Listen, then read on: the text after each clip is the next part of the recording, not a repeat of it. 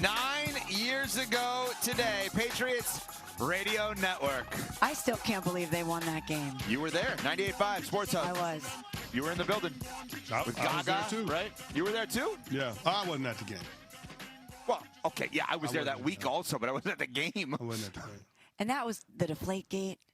You know, Tom Brady hoisting the Lombardi right in Goodell's face after the most improbable and awesome comeback we've seen in a Super Bowl. So much of his story, you just couldn't write it any better. I still can't believe they won that game. I've watched that game so many times, and every time I'm like, what's the I guess the Dante Hightower sack. The Edelman catch. The Edelman catch. I have a nugget about that. I have a nugget about the Edelman catch. So I was lucky enough to be there for ESPN Radio getting interviews with players on the field after the game. And I waited to get Julian Edelman because of the catch. And he ended up taking my phone and bringing it into the locker room. And so I had to wait outside the locker room for him to come out. And so when he came out, he was walking through the tunnel back onto the field. And Belichick was standing there with a drink in his hand. And he looks at Julian Edelman and he goes, "Hell of a catch." But like not overly excited. Just flat as ever. Hell of a catch. So great. He had a smile on his face, but he was just like, hell of a catch. So great. Big game preview brought to you by SoFi. Get your money right. And it's interesting. A lot of people here in California at the Media Center and Media Row are talking a lot about Tom Brady's comments leading into the big game. And Brady was on the Let's Go podcast on SiriusXM with Jim Gray and had this to say about not rooting for either team in this Super Bowl. Listen, I don't have a dog in the fight in this one. May the best team win. And in terms of the Patriots, this is a new chapter in New England, and I'm glad everyone's embraced the Mike Vrabel regime, all the amazing players that have worked so hard to get their club to this position. We did it for 20 years. There was a little bit of a hiatus in there, but the Patriots are back, and it's a very exciting time for everyone in New England. The no dog in the fight thing has created a lot of waves, including with two-time Super Bowl champion defensive tackle Vince Wilfork, who was on WEEI in Boston yesterday and had this to say about Brady's comments. That's bull crap, Tom. Thank you. That's bull crap, Tom. Thank you. Come on, Tom. Now. Why won't he give all that political? This ain't political. It ain't political. What it is. Raiders ain't in it. Yep. Thank you, Vince. That's right. Say what it is. Right. What you see. Yep. You want to come back and say, hey, I'm a Patriot for life, then you should be rooting for him. Man, look, at the end of the day, if you're a Patriot for life, you know what it is. Don't give me that political bull crap. That's just what it is. That's it. If you don't think we're going to win, just pick Seattle then. Right. Yeah. Don't straddle the fence. So I follow and consume a lot of Patriots stuff as a Patriots fan, and Patriots fans and media members are kind of annoyed with Brady and mad at him, thinking like, oh, well, does he not love this team anymore? Now, factually, he owns another team. He broadcasts for Fox. His future head coach is the offensive coordinator of the Seahawks. But this has ruffled a lot of feathers here, guys. But, go ahead, Cece. No, go ahead, Smalls, because it's just utterly ridiculous. I'm going to let you have the floor. Go ahead. Do you really expect him to make a headline like this for everything that you just said? Don't you think he's trying to put forth just a modicum of neutrality here because he is a broadcaster now and he does have the guy who's going to be his future head coach on one side and the team that he had a dynastic run with on the other side? There's conflicts of interest all over the place for Tom Brady here. So I don't blame him for giving the political response, and I don't think we should have expected him to do anything else. He may not think that the New England Patriots are going to win the game. There's that. But then also, the New England Patriots are a competitor for his team that he owns, the Las Vegas Raiders. So for a couple of good reasons, it makes sense for Tom Brady to play this one down the middle. I have no problem with what he's doing, saying that he has no dog in the fight. Because here's the other thing. With his day job at Fox, he does have to show some impartiality, right? He does have to try to, be objective in what he sees and not have the pom-poms and be a fanboy when it comes to the organization that he spent the majority of his playing days with. I don't understand how anybody that is associated with the New England Patriots, anybody that roots for the team, can be upset at Tom Brady. I don't understand how he can do any wrong in their eyes. I don't get it, especially when he doesn't go out there and say, yeah, I think the Patriots suck. It's not what he did. So I don't understand why they have so much animus toward a guy that bought you 6 titles. I'm surprised. Why?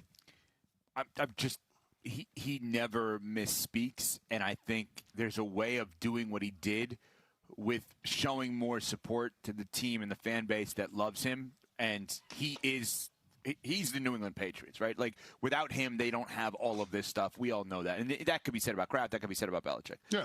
I think there's ways around this. I think he could speak in a way that acknowledges his other career paths, right? He could say, listen, I am a member of another organization now, so I could never root for someone against my team. My team's not in it. Now, I can't really speak on this, but there may be part of my team in this, wink, wink, Clint Kubiak, etc. But, of course, Foxborough forever, Julian Edelman says it. I love the Patriots. The Patriots have been so good to me. The Patriots fans have been so good to me. We've had such an amazing run. So continuing that run, and with one of my former teammates, of course, guys, I'm not going to say it, but you know where my heart is. Like, you can mock almost the thought of rooting because it's so obvious as to where you are going. But the no dog in the fight is actually a strong statement in a weird way. And I started going conspiracy theory on this in my head yesterday. And where did that lead you? Well, to what rabbit hole? It led me to Nico Harrison. And I'm dead serious. To Nico Harrison? I'm going to tell you why. Hold on. Remember, in the 6 a.m. Eastern hour, go back in the podcast and listen. I made a point to say that Nico Harrison, Dallas Mavericks, made a horrible trade with Luka, but someone had to approve it. Okay, yes. You may think Belichick made a horrible decision to move on from Brady. Someone had to approve it. Any chance the love affair with Robert Kraft, there's still an ounce of, like, why did you let him do that to me from Tom Brady? Well, you know what? That's not a bad thought. I see where you're going with it. I like where you're going with it, which is odd in and of itself. But here's what I'll say. By the way, Vegas East is very annoyed that we get along so well. Are you aware of that? I'm actually annoyed that we get along so well. I don't know what's happening. All right, back to you, Bob. But here's why I'm picking up what you're putting down. Tom Brady had the ultimate clapback when they made the decision to allow him to go into free agency. When they got rid of him, he went and won a championship with the Tampa Bay Buccaneers. Like he went and did that. He went and proved, hey, guys, I'm not washed like you think I am. I'm still capable of playing really good football. I got MVP. I got a championship down here in Tampa. I'm at that level. And so for so long, he's been able to look at the New England Patriots and say, see, I told you so. This is actually the first time since that divorce where the Patriots have shown signs of turning the page and getting back to business, which is competing for titles. And so I do think that there's a part of Tom Brady that's looking at the Patriots' success and saying, you know, I want you to do well, but not so well where people don't miss me playing for this organization, where people don't miss me being on the field in Gillette Stadium. I do think there's a little bit of that. For the first time in a long time, I don't think that Patriots fans are missing Tom Brady being on the field because you got Drake May as your quarterback. So is Seattle winning actually a double win for Tom Brady? Because, Cece, to your point, it furthers the distance between he and Belichick and he and the Patriots as a whole. He's the one who had success without the other two. And Robert Kraft, even though he got to the Super Bowl, wouldn't have reached the ultimate success by winning one. So Brady's still at the top of that food chain. And also then the guy who beat the Patriots and furthered Tom Brady's legacy is going to be his new head coach. A guy who took Sam Darnold, even though he won 14 games with Minnesota last season, in Seattle and got another great season out of him and a Super Bowl championship. So it's a double win for Brady because not only is his legacy further cemented, but the franchise that he owns, the secondary part of his legacy, post-playing, seems to be in a pretty good place with now a Super Bowl winning coordinator as his new head coach. And Smalls, to add to that, Drake May would be a year younger winning the first Super Bowl than Tom Brady. Great point. I'm just like you never want to you never want to see your ex do better than do better with the next. And I think that's probably a little bit of what's behind Tom Brady being so down the middle with his comments about the big game. But you guys are not saying he's down the middle. You guys are not saying he has no dog in the fight. You guys are saying in a roundabout way he's actually rooting for Seattle. That's what you're saying. No, I think it's better for him in multiple avenues for Seattle to win. Aren't most people defenders of their own legacy? Like, don't people want to defend their turf, their legacy, their perception? Okay, so the yes, narrative around them? let's be real about this then.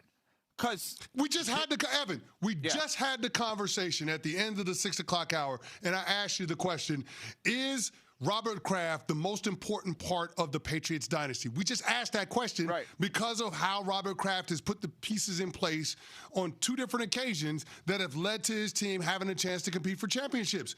He did it with Bill Belichick and Tom Brady. Remember, he ate the Drew Bledsoe contract in order to allow Tom Brady to be the guy. Somebody had to sign off on that. That was him. Right? Bill Belichick wanted to make the decision, but how many owners in that spot make a different call because of the money? But Robert Kraft allowed that to happen. We asked the question, is Robert Kraft the most important part? And here's the thing.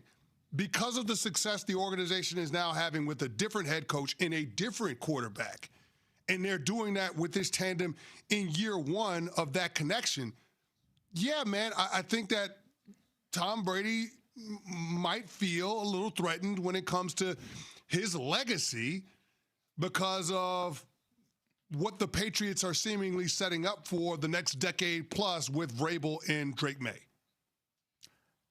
Now, it seems silly. It seems silly. Now, do you get why Patriots fans and former players are annoyed here? And Vince is saying what he's saying. And Asante Samuel has come out tweeting about this. Now, Asante Samuel, I got to be fair, great player. I don't know, depending on the day of the week, is he pro-Patriot or anti-Patriot? But this week, he seems to be pro-Patriot. This is the thing. So, again, you guys are saying Brady actually was wrong on what he said, not because of the fact that he didn't come out saying he's rooting for the Patriots. You're saying because it's clear he's rooting for the Seahawks. That's what you guys are saying here.